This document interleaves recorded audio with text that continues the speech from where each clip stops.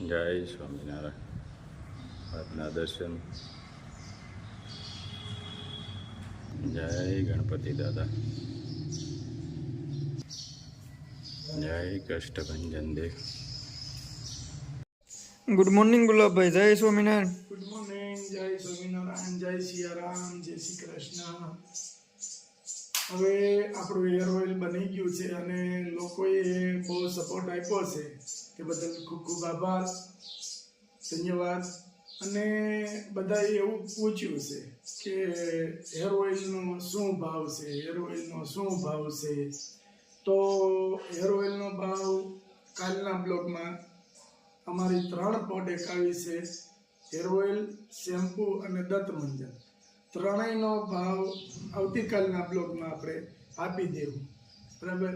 જે કાંઈ હશે ભાવ, જે પ્રોડક્ટનો જે ભાવ હશે એનું કાયદેસર લિસ્ટ જ આપણે બનાવશું અને બનાવી અને બ્લોગમાં આપી દેવું, અથવા તો બોલી જાય તોય પણ ચાલશે.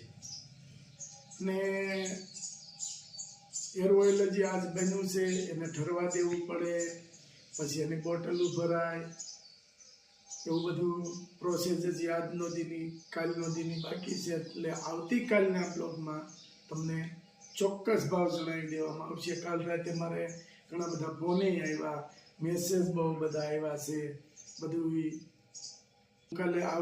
કાલે અમે સાંજના મંદિરે હતા, સંતો પધાર્યા હતા, એટલે કદાચ જવાબ દેવામાં લેટ થયું હોય એ બદલ હું તમારી માફી માગું કે ભાઈ મારે સંતો હતા એટલે જવાબ નથી દેવાના. એટલે કાલના બ્લોગમાં ચોક્કસ તમને ભાવ જણાવી દઈશ.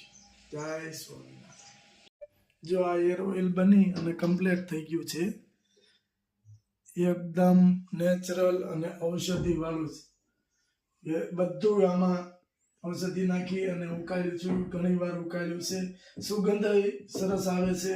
આપણે જે નેચરલ સુગંધ હોય કે જે અમે મારા બા, મારા ગઢા બા આ બધા બનાવતા હતા, એ જ રીતની સુગંધ અત્યારે અમે લાવ્યા છે. આની પાછળ એ મહેનત કરી અને બધું કરી અને એ જ સુગંધ આવે એ અમારી કોશિશ હતી એમ કે જે દેશી પદ્ધતિની જૂની સુગંધ છે એ અમે મારા બાને પૂછ્યું, રાજુભાઈના બાને પૂછ્યું, નાના રાજુભાઈના મમ્મીને પૂછ્યું કે ભાઈ આ સુગંધ કઈ રીતની છે કે જે તમે ઉકાળતા એ જ છે. એટલે એને બધાએ હા પડે. અને સીમાબેનને સ્પેશિયલ અમે ચેક કરવા બોલાવ્યા હતા કે સીમાબેન આવો તો જુઓ. સીમાબેને કીધું કે નહીં, મસ્ત બન્યું છે અને આપણે જે દેશી પદ્ધતિ છે એ જ ટાઈપનું બન્યું છે. એક ભાઈની કમેન્ટ હતી કે તમે પણ મોનોપોલી રાખી છે. નહીં, ચોખ્ખા દિલથી કામ કરવું છે અને બધું બતાવીએ છીએ તો મોનોપોલીની કોઈ જરૂર નથી. ઇનકેસ તમારે જો ઘેરે તમે બનાવી શકો એમ હો તો આપણે સ્પેશિયલી તમને લિસ્ટ મોકલશું બધી ઔષધિનું, અને અમારે ત્યાં બન્યું એ જ તેલ તમારે ત્યાં બને. ફક્ત ને ફક્ત કે એક ઉકાળતી વખતે તમારે પૂરું ધ્યાન આપવાનું છે કે કઈ રીતે અને કેટલું ઉકાળવાનું. એટલે અમે જે બનાવી એ જ તમારી ત્યાં બને. જય સ્વામિનારાયણ.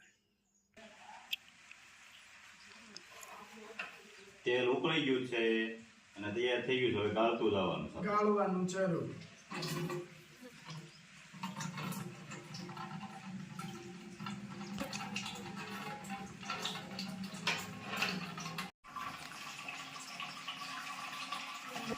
એકદમ લીલું એમ ને?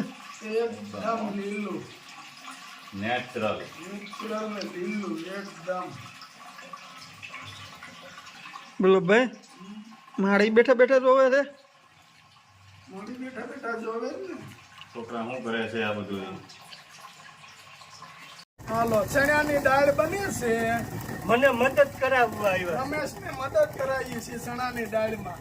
એ કે લે તું થાકી ગયો, ઘડીક હું બનાવું. હાલે લે. ગંટલો બપોરનો રમેશ હાંકતો તો એટલે. અને કામ બધું આવડવું જોઈએ. હું કેવું રમેશ? હા, કામ ગમે એ હોવું જોઈએ.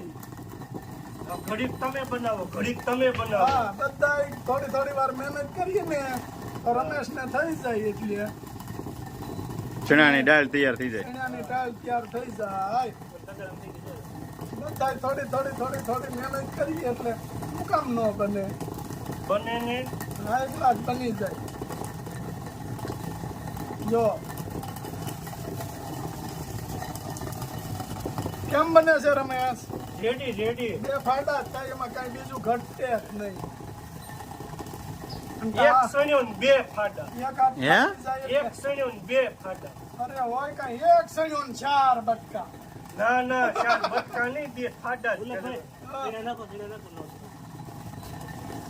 હાલો જો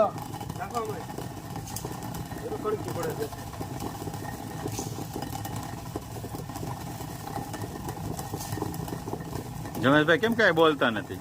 થાકી ગયા છો? ના ના દાળ જોઉં છું કેમ કરે છે એમ. કેમ પણ એક હારી? સણ્યો ને 4 ફાડા નથી કરવાના, એક સણ્યો ને બે ફાડા જ કરવાના. બરાબર.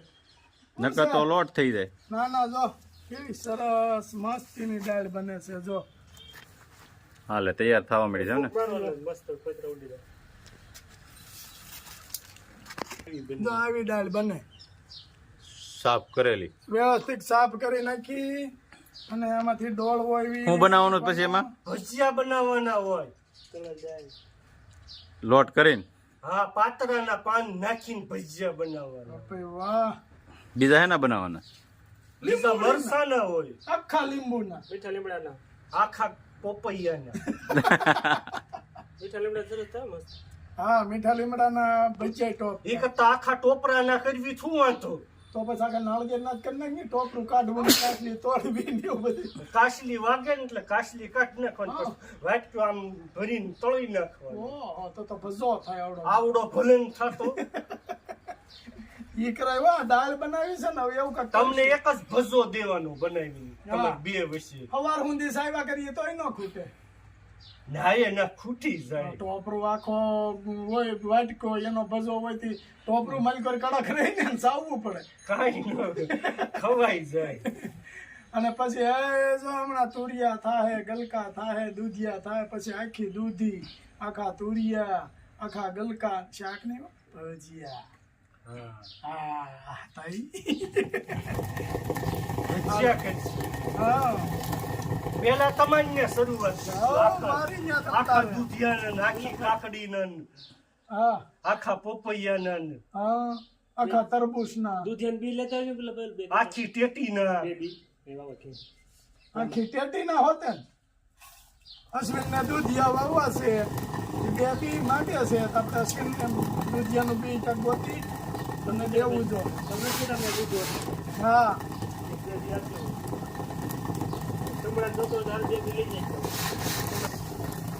આવડા લાંબા દૂધિયાનું બી લઈ જો તો આવડે. એવડો મોટો દૂધિયો હાથ હા, આવે. 4 ફૂટનું દૂધિયું થવું જોઈએ આવું. ઓય બાપા, પણ એ કેટલા જણાને ઘેરે શાક આડો પડે એમ બધા હા હા, એક બટકું તમારી, એક મારી, એક રાજુ. બધાયને આપવાના. એક એક દેવાય. એક એક બટકો બધાયને. હા. ના બરાબર છે. લઈ આવી લે એવું દૂધિયાનું બી. હાલો રમેશભાઈ, હવે હું કહ્યું આટલી દાળ કરી, હવે તમારો વારો છે ઘડવાનો. હવે તમે સીટ ઉપર આવી જાઓ. હા. હાલો ઘડી ઘડી તો કંટલા. અરે વાહ, જો તેરી. મસ્ત રમેશ ભાવે છો. સૈયાના તો એક ઘન 5 ખાધા. હાલે લે. દળવો નહીં ને હા ચાર કરીને. દાળ કરીને દળવું નહીં. હવે જો આપણે હમણાં પાછો હાંડવાનો પ્રોગ્રામ રાખવાનો છે, એ આનો જ. હે રમેશભાઈ? આ જ છે ને દાળ. અને બાકી વાહ. હાલો રમેશભાઈ તઈ જય સ્વામિનારાયણ. જય સ્વામિનારાયણ. હવે આટલી દાળ તમે કરી નાખો. ભલે. બરાબર, જય સ્વામિનારાયણ. હાલો.